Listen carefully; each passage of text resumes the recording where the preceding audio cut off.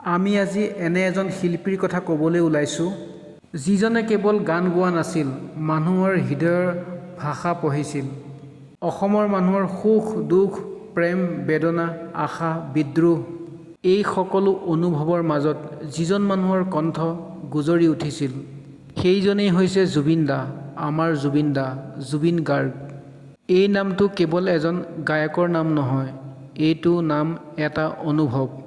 অসমৰ লাখ লাখ মানুহৰ জীৱনৰ বহুতো স্মৃতি এই নামটোৰ লগত জড়িত হৈ আছে।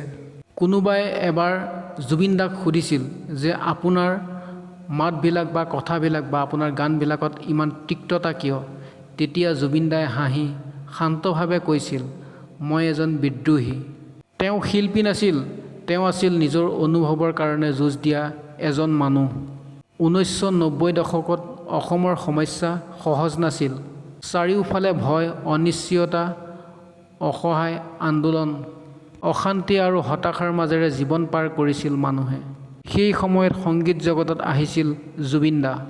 1992 চনত তেওঁৰ এলবাম মুক্তি পাইছিল অনামিকা। সেই সময়ত অসমৰ সংগীত জগতত এনেধৰণৰ সুৰ নতুন আছিল। ৰক মিউজিক, আধুনিক অনুভৱ, অসমীয়া মাটিৰ গোন্ধ, এই সকলোবোৰ মিলি এটা নতুন যুগৰ আৰম্ভণি হৈছিল। মানুহে তেওঁ এজন গায়ক হিচাপে নাভাবিছিল, তেওঁ যেন যুৱ প্ৰজন্মৰ অনুভৱৰ কণ্ঠস্বৰ হৈ পৰিছিল। তেওঁৰ গানত আছিল প্ৰেম, তেওঁৰ গানত আছিল বেদনা, তেওঁৰ গানত আছিল বিদ্ৰোহ, আৰু আটাইতকৈ ডাঙৰ কথা, তেওঁৰ গানত আছিল নিজৰ মাটিৰ প্ৰতি থকা গভীৰ মৰম। অসমৰ গাঁৱে গাঁৱে, নদী মঞ্চ আদি সকলোতে তেওঁৰ গান বাজিছিল। বহু মানুহৰ জীৱনৰ সুখ দুখৰ মুহূৰ্তত জুবিন দাৰ গান সংগী হৈ পৰিছিল। এটা সময়ত বিহু অনুষ্ঠান মানেই জুবিন দা। তেওঁৰ কণ্ঠ শুনিলেই মানুহৰ মনত এক বিশেষ অনুভূতি জাগি উঠিছিল। পিছত জুবিন দা বলিউডলৈ যায়, ইয়া আলি দিল তো ইয়ে বাতা আদি বহু গানেৰে তেওঁ সমগ্ৰ ভাৰতত বহুত জনপ্ৰিয়তা লাভ কৰে। বহুতে ভাবিছিল যে জুবিন দা এতিয়া হয়তো মুম্বাইতেই থাকিব, কিন্তু তেওঁ নিজৰ মাটি পাহৰি যোৱা নাছিল। তেওঁ এবাৰ কৈছিল, অসমত মই নিজৰ মানুহৰ মাজত থাকোঁ, সেই অনুভৱ মই বেলেগত নাপাওঁ। এই কথাটোত এনেকুৱা লাগে তেওঁ নিজৰ মানুহখিনিক কিমান ভাল পায়। জুবিন দাই 40টা ভাষাত 38,000ৰো অধিক গান গাইছিল।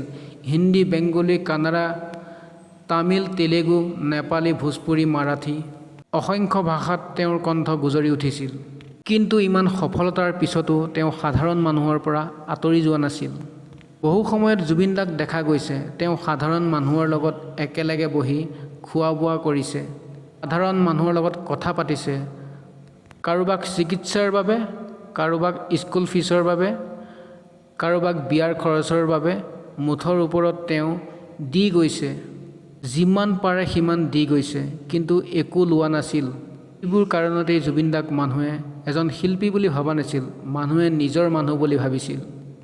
আজিৰ সময়ত বহু চেলিব্ৰিটি কেৱল নিজৰ ইমেজক লৈ ব্যস্ত থাকে, কিন্তু জুবিন দাই বহু সময়ত সমাজৰ বিষয়েও খোলাখুলিকৈ আলোচনা কৰিছিল। পৰিৱেশৰ বিষয়ে, যুৱ প্ৰজন্মৰ হতাশাৰ বিষয়ে, মানুহৰ সমস্যাৰ বিষয়ে তেওঁ নিজৰ অনুভৱ লুকুৱাই নাৰাখিছিল। তেওঁ সংগীতক কেৱল বিনোদন বুলি নাভাবিছিল, তেওঁ সংগীতক অনুভৱৰ ভাষা বুলি ভাবিছিল। সেয়েহে তেওঁৰ গান শুনিলে মানুহে মানুহৰ নিজৰ জীৱনৰ কথা মনত পেলায়। কাৰোবাৰ প্ৰথম প্ৰেম, কাৰোবাৰ বিচ্ছেদ, কাৰোবাৰ স্মৃতি, সকলো অনুভৱৰ লগত যেন তেওঁৰ গান জড়িত।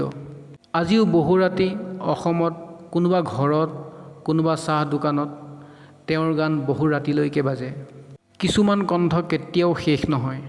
এজন শিল্পীৰ সফলতা কেৱল এৱাৰ্ড বা টকাৰে জোখা নাযায়, মানুহৰ হৃদয়ত তেওঁ কিমান ঠাই পাইছে সেয়া আটাইতকৈ ডাঙৰ কথা। আৰু সেই ক্ষেত্ৰত জুবিন দা সদায় এটা বিশেষ হৈ থাকিব। আজিৰ নতুন প্ৰজন্মইও তেওঁৰ গান শুনে, পুৰণি প্ৰজন্মইও তেওঁৰ গীতত স্মৃতি বিচাৰি ফুৰে। এইটোৱেই এজন সত্যিকাৰ শিল্পীৰ পৰিচয়।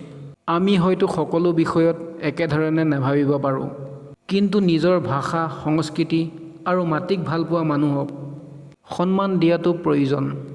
জুবিন দাই বহু সময়ত অসমীয়া ভাষা আৰু সংস্কৃতিক গৌৰৱেৰে বিশ্বৰ আগত তুলি ধৰিছিল। সেয়েহে তেওঁৰ স্থান আজি অসমৰ লাখ লাখ মানুহৰ হৃদয়ত। কিছুমান মানুহ কেৱল বিখ্যাত নহয়, তেওঁলোক সময়ৰ এটা অংশ হৈ পৰে। আৰু জুবিন দা এনেকুৱাই এজন শিল্পী। তেওঁৰ গান, তেওঁৰ সুৰ আজিও জীয়াই আছে আৰু আগলৈকো তেওঁৰ গান, তেওঁৰ সুৰ মানুহৰ হৃদয়ত বাজি থাকিব আৰু হয়তো আগন্তুক বহু যুগ ধৰি। কাৰণ সঁচা শিল্পী কেতিয়াও শেষ নহয়। জয় জুবিন দা। যদি ভিডিঅ'টো ভাল লাগিল তেনেহ'লে শ্বেয়াৰ কৰিব।